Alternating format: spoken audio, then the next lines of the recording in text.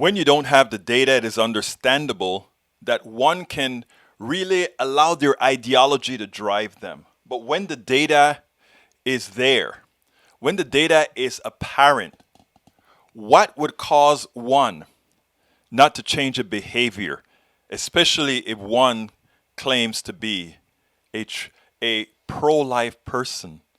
I want you to listen to this and then let's take it on the other side. This is serious and it is something that we should want to help those who somehow in their minds remain in that fog. Check this out and then we'll take it on the other side. There's been a lot of anecdotal evidence and just the evidence of maps, if you look at them, from the beginning of this latest Delta wave of COVID, that it's falling most heavily on Republican areas and Republican voters. I mean, look at this map of the outbreak. You can see how much worse it is in states across the South, the states where Donald Trump won handily. Now we have concrete data that puts a fine point on how much this has become a pandemic of Republican areas. Christopher Ingraham is a former data reporter for The Washington Post. He currently writes a newsletter about the data shaping and informing our lives. Yesterday, he published this piece titled GOP Covid Policy is Killing GOP Voters.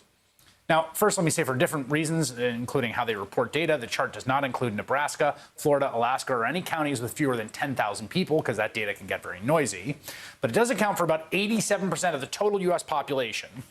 Ingram found that since July 1st, about when this last wave began, in counties where Trump got less than 20% of the 2020 presidential vote, on average, there have been fewer than 5 COVID deaths for every 100,000 people. That's that blue line there.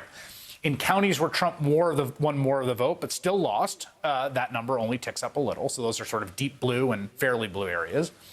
As you get to counties where Trump won a higher percentage of votes, the death toll also just gets higher and higher. Finally, in counties where nearly everyone voted for Trump, there were nearly 15 COVID deaths for every 100,000 people. That is more than 3 times as many people dying from COVID as in those most pro-Biden counties. That chart brought me up short. It gives some real empirical weight to the evidence we've seen for months and months and months. The Delta wave is wreaking havoc disproportionately in red America.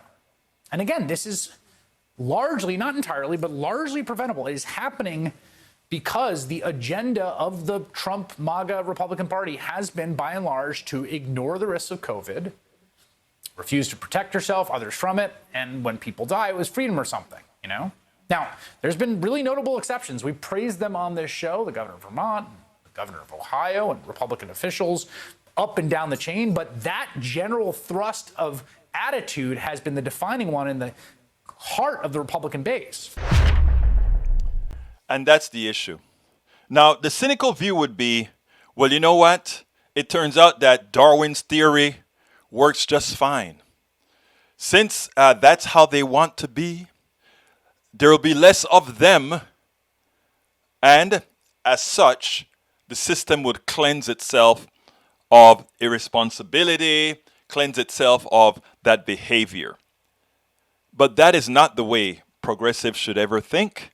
But not only that, as they go, as they continue their misbehavior, their irresponsibility, their killing ways, it also affects many of us who will be infected by their irresponsibility.